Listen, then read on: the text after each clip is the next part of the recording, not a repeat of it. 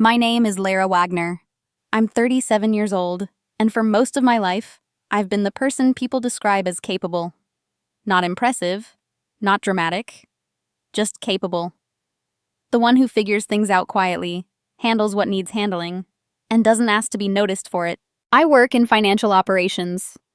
My days are spent inside systems most people never think about.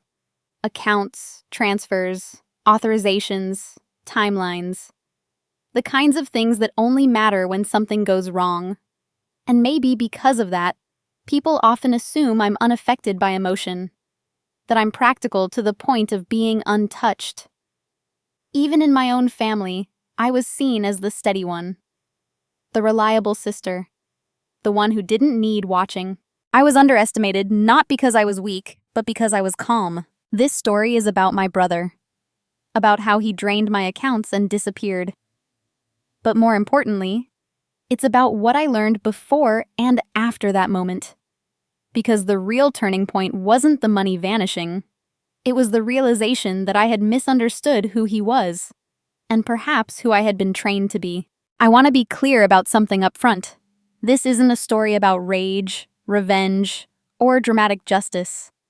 There's no shouting match, no triumphant exposure, no moment where everyone claps because the truth finally comes out. What happened unfolded quietly, methodically, almost politely, and that's what made it so hard to see while it was happening.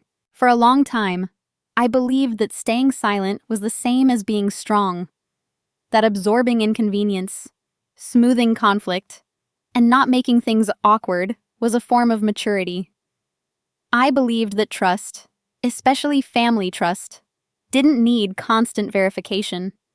You just gave it, and that was proof of love.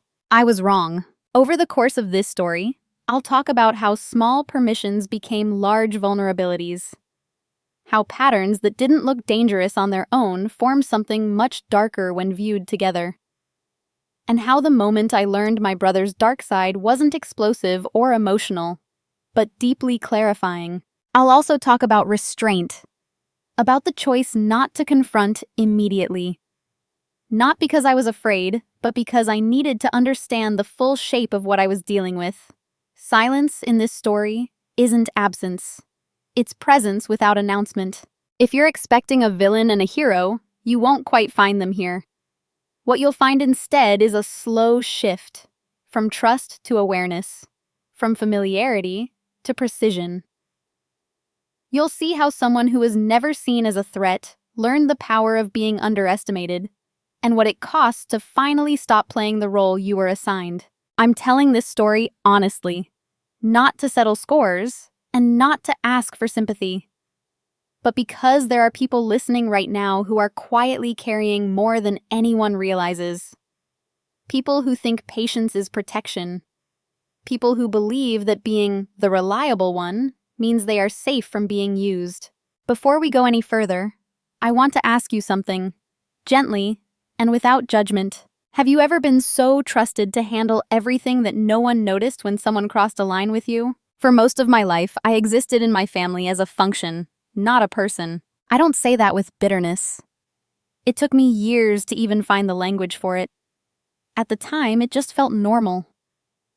Families settle into roles the way water settles into grooves, quietly, without discussion.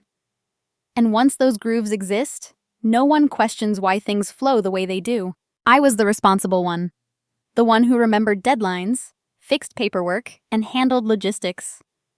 If something needed to be organized, explained, or quietly corrected, it found its way to me. I didn't resist that role. In fact, I leaned into it. Being useful felt like being valued.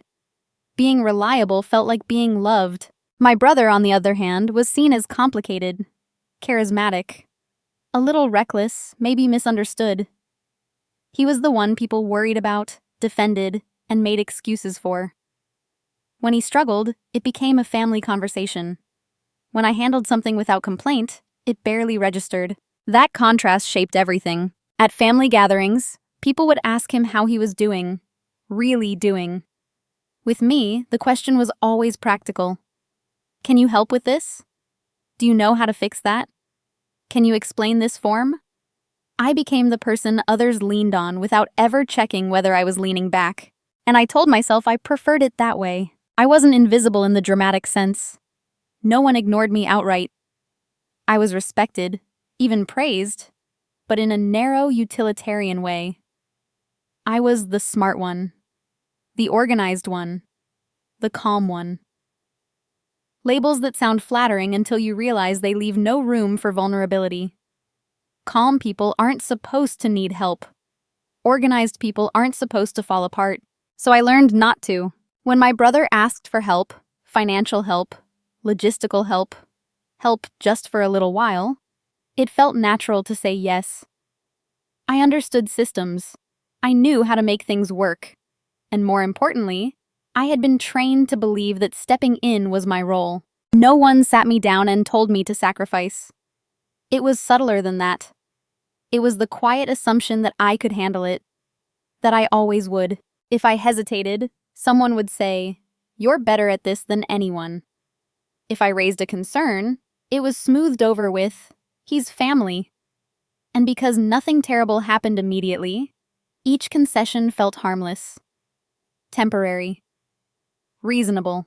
Looking back, I see how carefully my position was defined. I was trusted, but not protected. Included, but not prioritized. Needed, but not guarded. And I accepted that because it fit the story I had about myself. I was the steady one, the anchor, the adult in the room. Adults don't complain, they adjust. What's strange is that I didn't feel resentful during that time. I felt competent, useful, slightly tired maybe, but proud of my endurance. I told myself that being low maintenance was a strength, that not needing reassurance meant I was emotionally mature. I didn't notice that no one was watching my boundaries, because I wasn't watching them either. My brother knew this version of me well. He knew I wouldn't make a scene. He knew I wouldn't embarrass him. He knew I valued harmony more than recognition. And he knew, instinctively, that I would clean up messes before asking who made them. That knowledge didn't appear overnight. It accumulated in the same way my role did. Slowly, reliably. To everyone else, I was the safe one, the dependable one. The person thinks would never really go wrong. And because they believed that, no one questioned why I was always the one absorbing risk. Not them, not him, not even me. At least not yet. The first time something felt wrong, it was small enough that I almost dismissed it out of habit. It didn't involve a dramatic request or a sudden crisis. It was a casual assumption.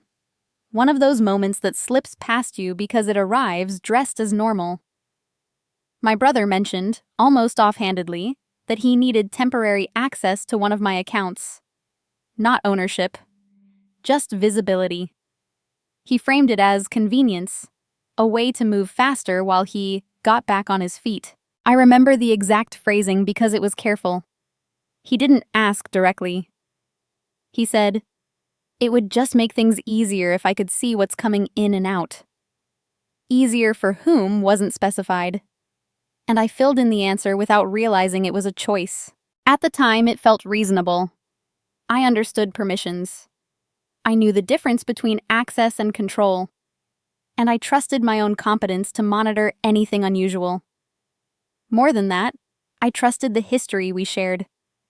We'd grown up in the same house, shared the same routines, the same jokes, the same unspoken rules about family loyalty. So I said yes. Nothing bad happened immediately. That was the most convincing part. The account behaved normally. Bills were paid. No alerts. No overdrafts. Life continued exactly as before, which made the moment feel forgettable. If I thought about it at all, I framed it as generosity. Another quiet thing I handled without fuss. But something subtle shifted inside me. Not fear, not suspicion, awareness. I started noticing how often he referenced my finances in conversation. Casual comments. "You're fine this month, right?" Or, "That payment went through already." He never sounded worried, more like informed. And each time there was a tiny pause where I recalibrated, reminding myself that I had given him visibility. That this was normal now. I didn't mention it to anyone else.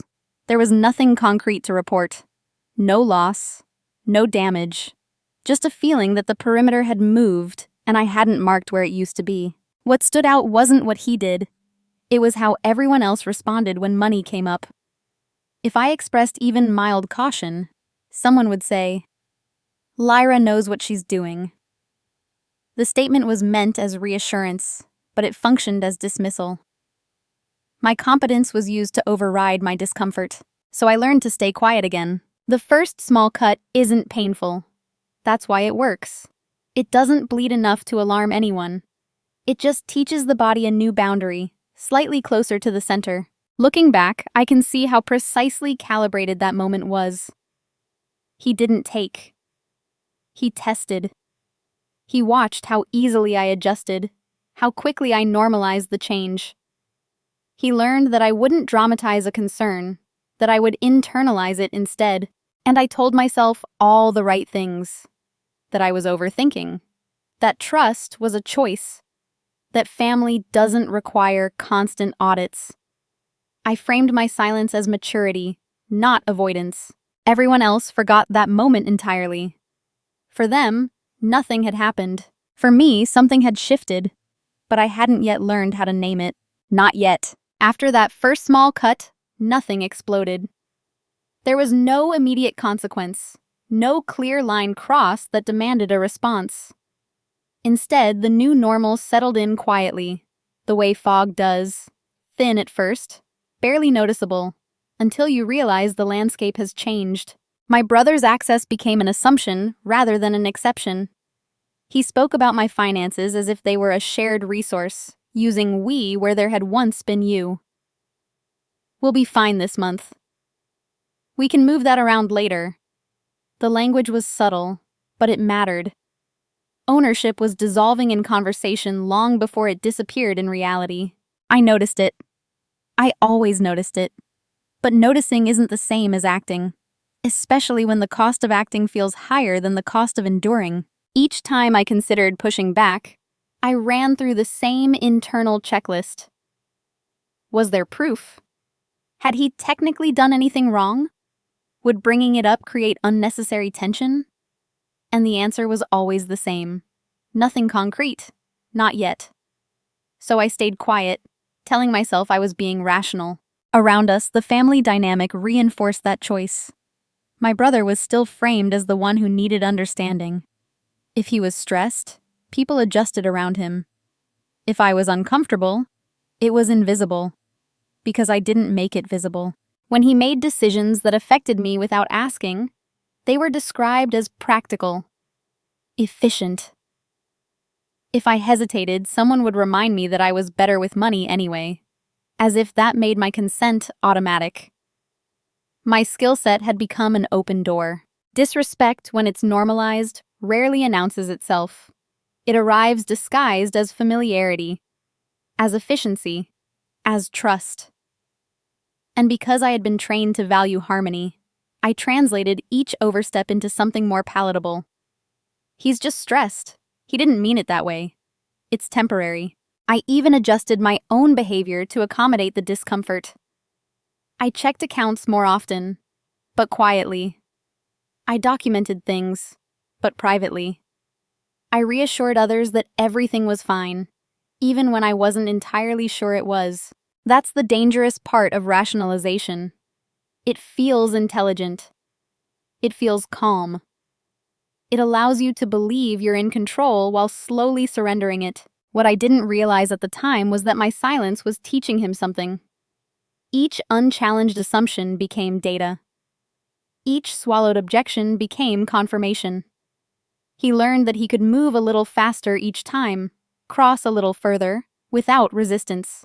And because nothing catastrophic happened, everyone, including me, interpreted that as proof that the system was working. I was still functioning, bills were still paid, life still looked stable from the outside. So the cost felt abstract, theoretical, something I could deal with later if necessary. But later has a way of arriving fully formed, without asking whether you're ready. By the time I recognized that the pattern wasn't accidental, that it was directional, I had already participated in making it possible. Not through weakness, but through patience. Through the belief that endurance was the same as strength. It took me longer than I'd like to admit to understand this. Disrespect doesn't escalate because it's loud. It escalates because it's tolerated. And I had been tolerating it expertly. I didn't wake up one day and suddenly realize I had been assigned a role. It became clear in retrospect, the way you only notice the shape of a room after you've been living in it for years. My role was never discussed out loud. No one announced it. But everyone behaved as if it had always been understood. I was the stabilizer. When something went wrong, eyes shifted toward me. Not with concern, but with expectation. If there was confusion, I was supposed to clarify it. If there was tension, I was supposed to smooth it out. If there was risk, I was supposed to absorb it quietly so no one else had to. That role came with compliments that doubled as constraints. You're so level-headed. You don't get emotional like the rest of us. You always land on your feet. Each one sounded like praise. Each one subtly removed my right to object. Because stabilizers aren't supposed to destabilize, I started to see how consistently this played out. Decisions that affected me were made without my input, then delivered as updates rather than questions. My brother would rearrange plans, move money, shift responsibilities, and the expectation was that I would adapt. Not because he asked, but because I always had. And when I did adapt, it confirmed the role. The system rewarded my compliance with smoothness and the absence of conflict. No one had to sit with discomfort as long as I handled it internally. What struck me wasn't cruelty.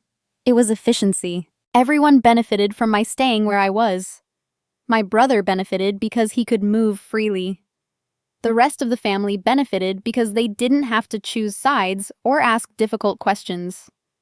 And I benefited in the shallow way people do when they are needed, through approval, through being told I was strong. But strength, I was learning, can be defined in ways that only serve others. I noticed how differently people responded when my brother struggled versus when I did. His problems were externalized. Mine were internalized. If he was overwhelmed, it was treated as a circumstance. If I was overwhelmed, it was treated as a miscalculation on my part. Something I would quietly correct. So I stopped signaling strain altogether. The role required emotional neutrality, reliability without friction, presence without demand. And I performed it well because I had been rehearsing it for years. It became clear that my brother understood this role better than anyone. He didn't need to pressure me. He didn't need to argue. He simply acted, knowing I would adjust around him. The system worked because I was its buffer. What unsettled me wasn't just that this role existed, but that I had accepted it without negotiation. I had mistaken being indispensable for being valued. I had been confused about being trusted and respected. And still, I didn't confront anyone. Not because I was afraid, but because confrontation felt like the wrong tool. The problem wasn't a single action or even a single person. It was a structure. And structures don't collapse when you raise your voice. They collapse when you stop holding them up. That realization didn't make me angry. It made me attentive. For the first time, I stopped asking how to fix things for everyone else and started observing what would happen if I didn't. The shift didn't happen during an argument. There was no raised voice, no accusation that finally crossed a line. In fact, the day it happened was almost painfully ordinary. I was sitting alone at my kitchen table, early morning light cutting across the surface in neat rectangles. Coffee cooling. Laptop open. I was reviewing transactions the way I always did, methodical, unhurried. This wasn't suspicion. It was routine. The kind of quiet maintenance no one notices until it stops. And then I saw it. A transfer that didn't fit the pattern. Not because it was large. Not because it caused immediate damage. But because it had been routed in a way I would never choose. An unnecessary detour. A step was added for no practical reason. It was subtle enough that someone less familiar with systems would have ignored it completely. But I don't ignore patterns. I stared at the screen longer than necessary, not because I was confused, but because I felt something rearrange internally. A calm click, like a lock engaging. This wasn't a mistake. That was the moment. Not panic, not anger, recognition. I pulled up older records. Slowly. Carefully. No rush. And as I moved backward through time, the picture sharpened. Small deviations. Repeated behaviors. Each is defensible on its own. Together, unmistakable. What surprised me wasn't the discovery itself, it was my reaction to it. My heart rate didn't spike. My hands didn't shake. I felt steady, almost relieved. Because for the first time, the discomfort I'd been carrying had a shape. I closed the laptop and sat there for a long time. I didn't call my brother. I didn't text anyone. I didn't confront the evidence. I let it sit, the way you let sediment settle before you judge the water. I needed to know whether this was an anomaly or a direction. That morning, I went about my day exactly as planned. Same meetings, same neutral tone, same helpful presence. Nothing about my behavior signaled that anything had changed, but internally, something had. I realized I had been asking the wrong question all along. I had been asking, is this bad enough to justify a response? What I should have been asking was, what does this reveal about intent? Intent doesn't announce itself loudly, it repeats. That day marked the end of something I hadn't known I was allowed to end. Automatic trust. Not trust as a concept, trust as a reflex. From that point on, nothing moved without being understood first. I didn't feel betrayed yet. Betrayal implies loss. What I felt was clarity. And clarity has a way of stripping emotion down to something usable. I wasn't preparing for confrontation. I was preparing for accuracy. Before that day, my silence had been instinctive. A habit formed over years of smoothing things over, of choosing cohesion over friction without consciously weighing the cost. After that day, silence became something else entirely. It became deliberate. I didn't withdraw. I didn't change my tone. I didn't suddenly become distant or guarded in any visible way. From the outside, I was exactly the same Lyra I had always been. Calm, competent, available. That consistency wasn't accidental. It was camouflage. What changed was the way I listened. I stopped filling in gaps for other people. Stopped correcting assumptions out loud. When my brother spoke about money, about timelines, about plans that involved resources I technically controlled, I let him talk. I noted phrasing. I noted confidence. I noted how often he referenced outcomes rather than processes, as if the middle no longer mattered. Silence gave him room, and in that room he revealed far more than he would have under scrutiny. People often assume silence is weakness because they associate strength with assertion. But silence, when chosen, has weight. It removes the friction that forces others to be careful. It allows patterns to accelerate. And accelerated patterns are easier to see. I documented everything, but not obsessively. Dates, amounts, routes, language. I didn't need a mountain of evidence. I needed a clean line of logic. Something that couldn't be explained away as a misunderstanding or stress. At the same time, I paid attention to myself. To the old impulses. To rescue, to explain, to preempt discomfort. Each time I felt them rise, I let them pass. This wasn't punishment. It was a restraint. I noticed how quickly others mistook my calm for permission. My brother became more relaxed, more expansive. He talked about future plans with an ease that would have unsettled me before. Now, I simply observed. When he made assumptions, I didn't correct them. When he moved quickly, I let him. The irony is that nothing about my silence was passive. It required effort. It required resisting the urge to intervene before things became too much. But I understood something new now. Intervention too early would only reset the pattern. It would teach him to hide better. I wasn't trying to catch him in a moment. I was trying to understand the structure of his behavior. And the more space I gave, the clearer that structure became. Silence wasn't my absence, it was my vantage point. By choosing not to speak, I stopped stabilizing the system. I stopped absorbing shock. And for the first time, the system began to reveal its own weaknesses. I didn't know yet where this would lead. I hadn't decided what I would do with what I was learning. But one thing was certain. I would never again confuse quiet with helpless. While everything on the surface stayed the same, something entirely different was taking shape underneath. No one noticed because no one was looking in my direction anymore. I was still performing my role, efficient, composed, dependable. From the outside, there was no reason to monitor me, and that invisibility gave me time. Time to learn, time to map, time to position myself without resistance. I didn't make sudden moves. I didn't freeze accounts or change access overnight. That would have been obvious.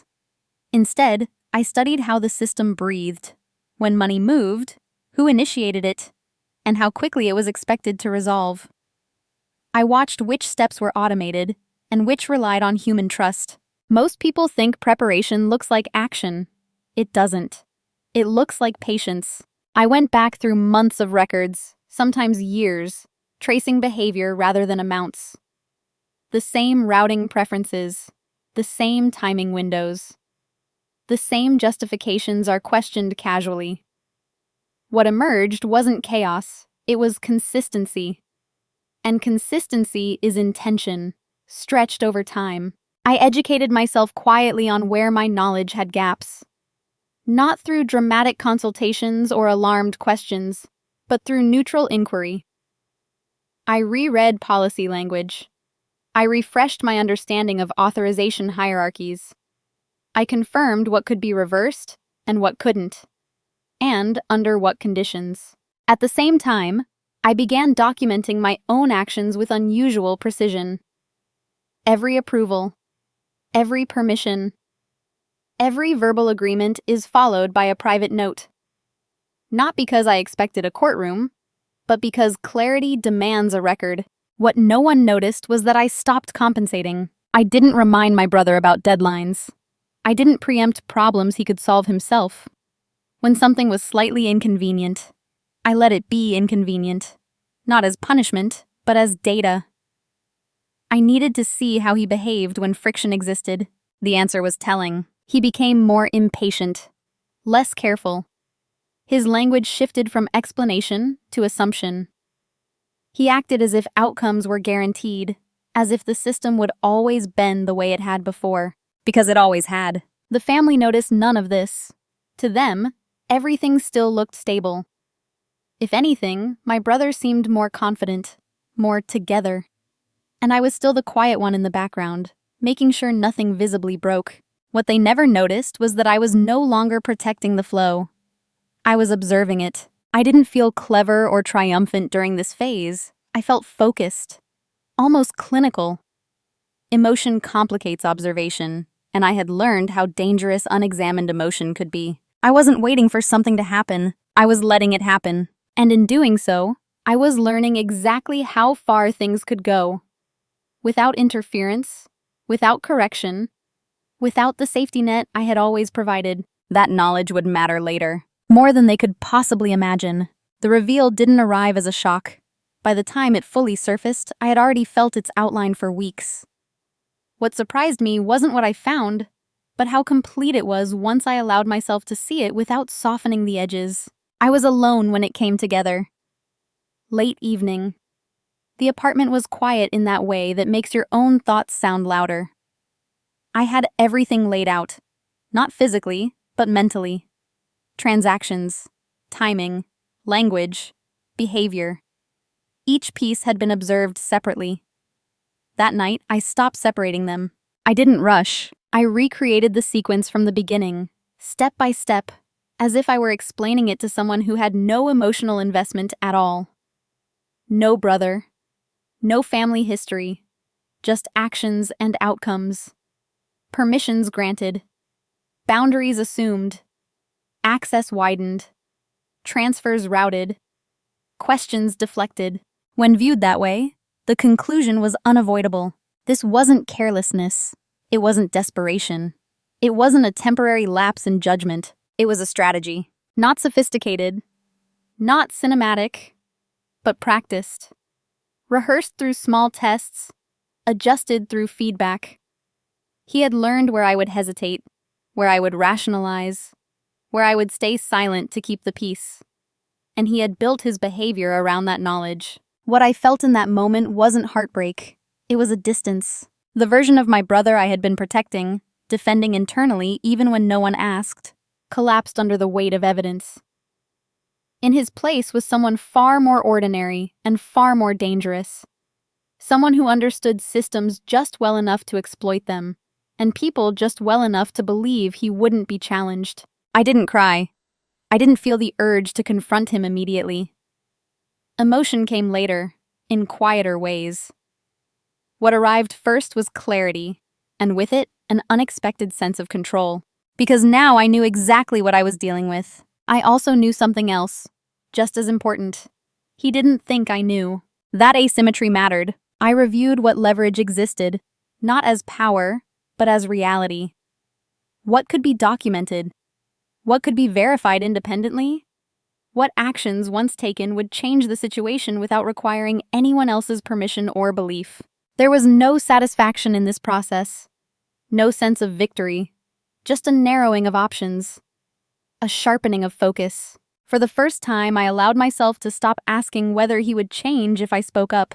That question no longer mattered. The only question that remained was what I would do with the information now that I had it, knowing that whatever choice I made would be irreversible, not because of drama, but because of consequence. I closed my notebook that night without making a decision, but I knew I was done pretending this was a misunderstanding. Some truths don't demand an audience. They demand action. Once something is fully seen, it can't be unseen.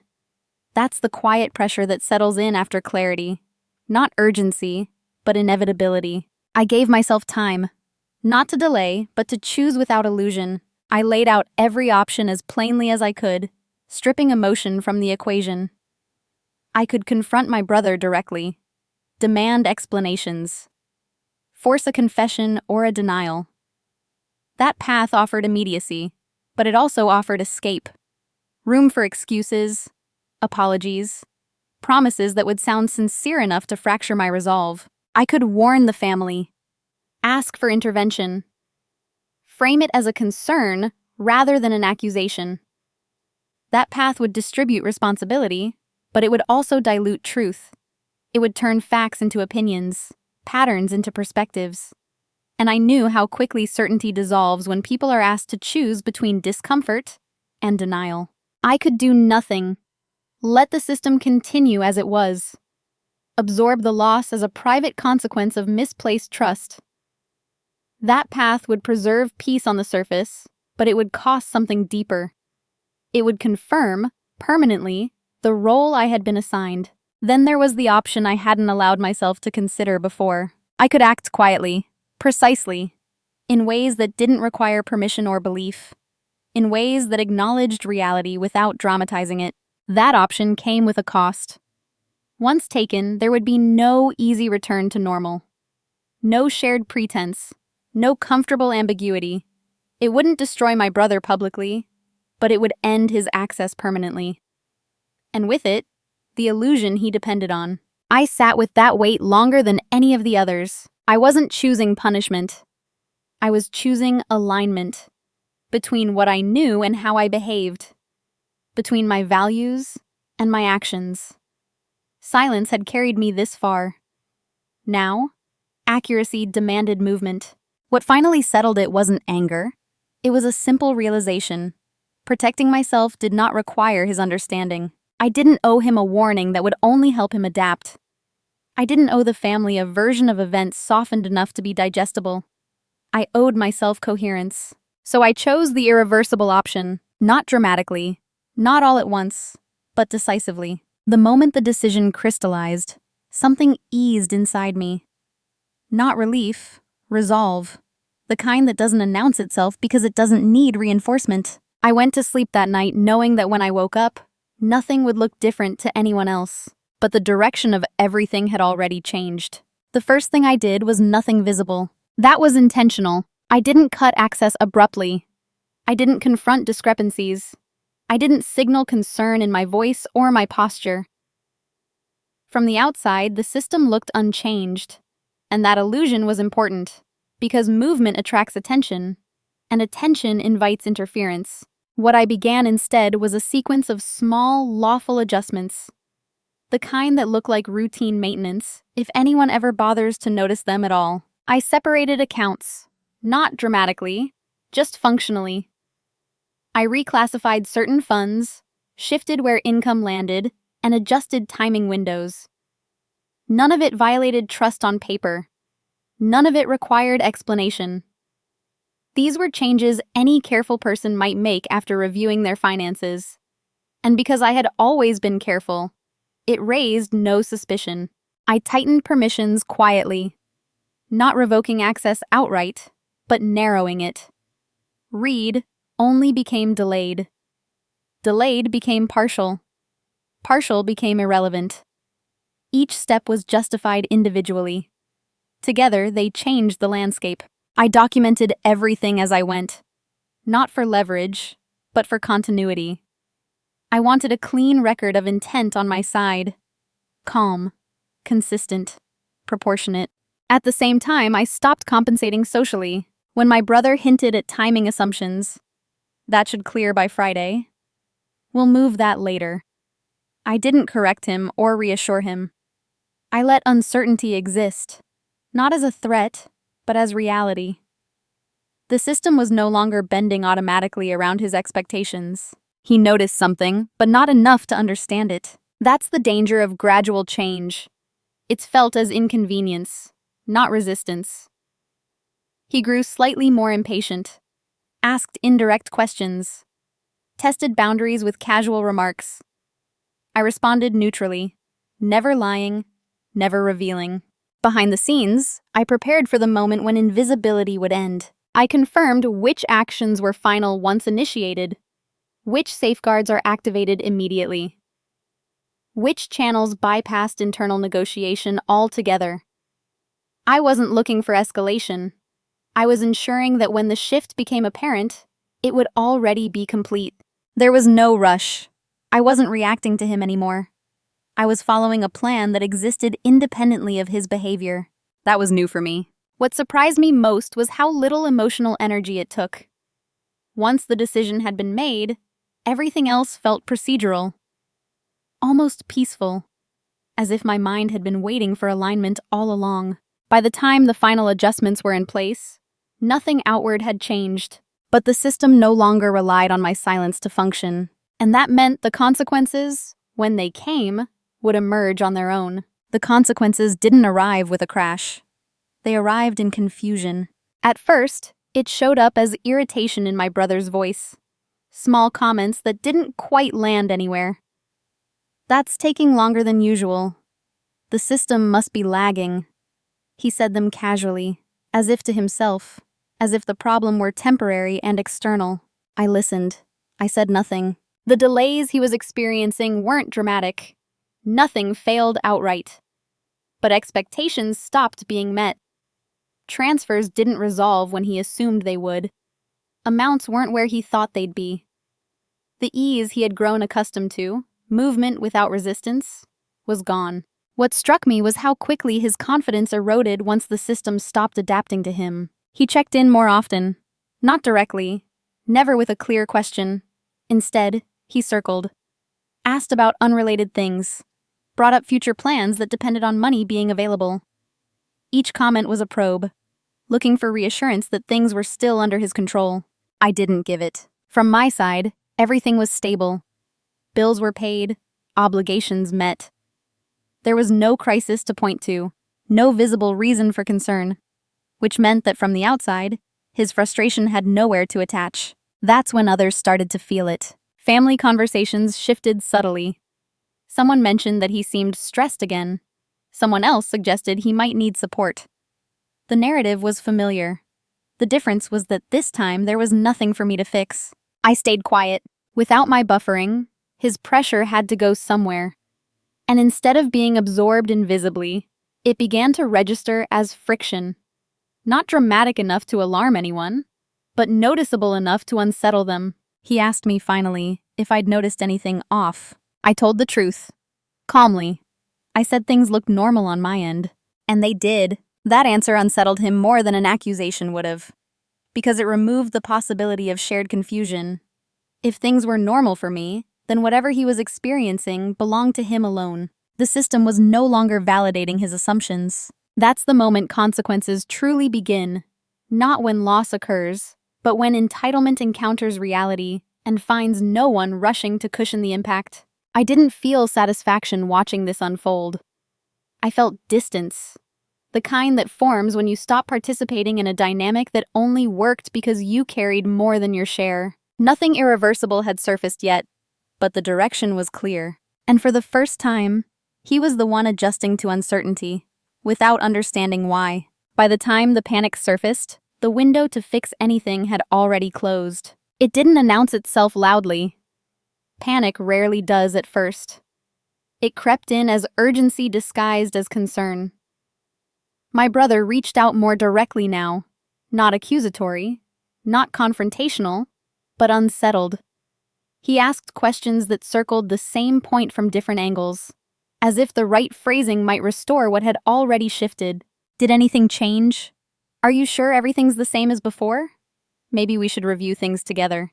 That last one stood out. Reviewing things together had always meant I would explain, adjust, and reassure. It was an invitation back into the old structure, a chance for him to recalibrate once he realized the system no longer moved automatically in his favor. I declined, politely, without justification. Not because I wanted him to panic, but because an explanation would have been a gift. It would have told him where the boundaries now were. And boundaries only work when they don't need to be explained. His tone shifted after that. The calm veneer cracked just enough to reveal urgency underneath. He mentioned obligations, pressures, timelines, not as requests, but as facts, as if stating them would make them my responsibility again. I listened. I didn't intervene. Around him, things started unraveling quietly. Plans stalled. Assumptions failed.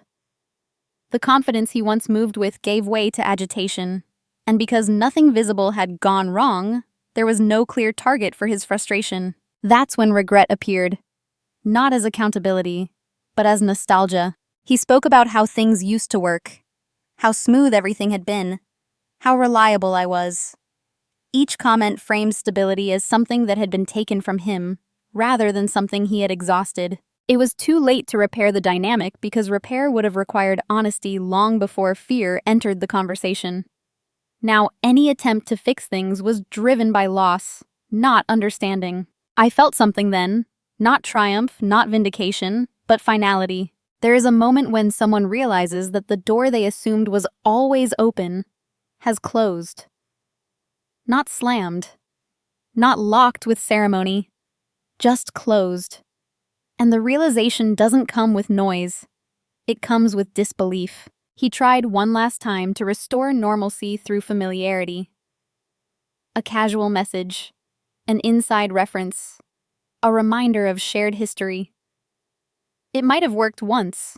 It didn't know, because by then, the truth was no longer something I carried alone. It was embedded in the structure itself. And structures once changed, don't argue back. The confrontation, when it finally happened, didn't look like what most people imagine. There was no raised voice, no dramatic reveal, no list of accusations delivered with shaking hands.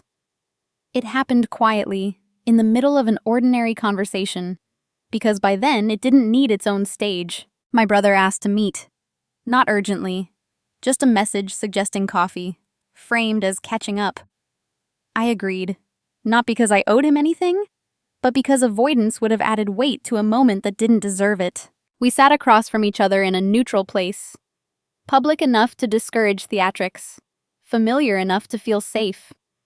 He looked tired in a way that wasn't physical. His confidence, once effortless, now required effort to maintain. He spoke first, carefully. He talked around the issue for a while. Work stress, timing problems, things not lining up. He waited for me to fill in the gaps. I didn't. Eventually, he said my name and stopped. That pause carried more than any accusation could have. I told him, calmly, that I was aware of what had been happening. Not everything. Not every detail. Just enough. I didn't show him the documents. I didn't list dates. I didn't need to. I said I had changed how I handled my finances, and that the changes were permanent. That was it. He reacted the way people do when they realize the conversation isn't a negotiation. First confusion, then disbelief, then a brief attempt to reframe. Stress, misunderstanding, timing, familiar defenses, delivered softly. I didn't argue with any of it. I told him I wasn't there to debate intent. I wasn't asking for explanations. I was informing him of a boundary that already existed. Whether he agreed with it or not, it no longer mattered. The absence of anger unsettled him more than anger ever could have. There was nothing to push against, no emotion to redirect, just a statement of fact. He asked if this meant we were done. I said no, not dramatically. I said it meant things were different now. Difference, I had learned, doesn't require hostility. We finished our coffee, talked briefly about neutral things, the weather, traffic, ordinary closure. When we stood to leave, there was no resolution, because resolution implies repair. This wasn't repaired. It was an acknowledgment. I walked away without feeling heavier or lighter, just intact. For the first time, I wasn't carrying both sides of the relationship by myself, and that was enough. What changed afterward wasn't loud or visible. There was no dramatic transformation, no reinvention announced to the world. From the outside, my life looks much the same. I still work quietly. I still keep my routines. I still move through the world without demanding attention. But internally, something fundamental has shifted. I no longer confuse calm with compliance. Before all of this, I thought strength meant endurance, absorbing strain without complaint, staying steady no matter how much weight was added. I thought dignity lived in patience, in not making things uncomfortable for other people. Now I understand that dignity also lives in limits. I am still reliable, still thoughtful, still capable. But those traits are no longer open access. They are choices, offered intentionally rather than assumed automatically. My relationship with my brother exists in a different register now. Cordial, bounded, realistic. There is no ongoing conflict, and no illusion of closeness that can be exploited. We speak when necessary. We don't revisit the past.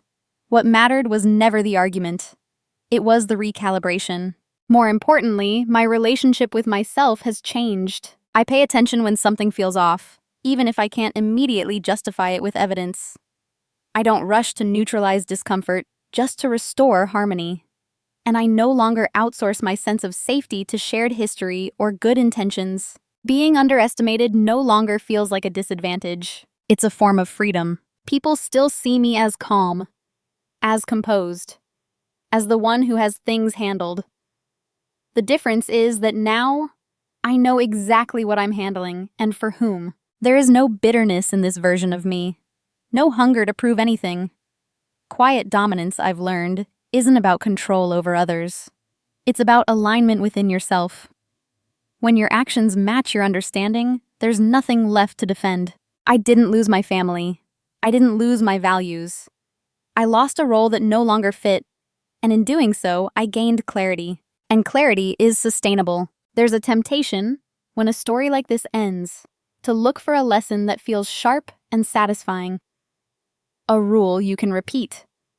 A warning you can deliver with certainty. But the truth I walked away with isn't dramatic enough for that. It's quieter. And because it's quiet, it lasts. What happened between my brother and me wasn't just about money. The money was a vehicle, not the destination. The real issue was access. Who had it, who assumed it, and who was never taught to protect it. For a long time, I believed that being good meant being available. That loyalty meant flexibility. That love meant not keeping score. Those beliefs aren't wrong on their own. But when they're one-sided, they become vulnerabilities disguised as virtues. No one wakes up intending to cross a line all at once. Lines are crossed when they're not clearly drawn. When silence is mistaken for consent. When reliability is mistaken for permission. The hardest part of this experience wasn't the loss. It was accepted that clarity doesn't always come with apology or understanding. Sometimes, the most honest outcome is simply separation from a role that was slowly erasing you. I didn't punish my brother. I didn't humiliate him. I didn't expose him to anyone who didn't need to know. What I did was stop participating in a dynamic that only worked because I carried more than my share of the weight. And that was enough to change everything. If there's a takeaway here, it's this. Quiet people are not empty people. Calm does not mean unguarded. And being the one who can handle it doesn't mean you should have to, especially alone. Boundaries don't require anger to be valid. They don't require permission. And they don't require explanation to the people who benefited from their absence. If you're listening to this and recognizing yourself in parts of it, the reliable one, the steady one, the person everyone leans on, this isn't a call to harden yourself or withdraw from the world. It's an invitation to notice. To notice when trust becomes assumption, when generosity becomes expectation, when your silence is doing work you never agreed to do. I didn't become louder after this. I became clearer. And that clarity changed the direction of my life without burning it down. Before I end, I want to ask you something. No right answer, no judgment, just reflection. Have you ever realized that the moment you stopped fixing everything was the moment things finally became honest?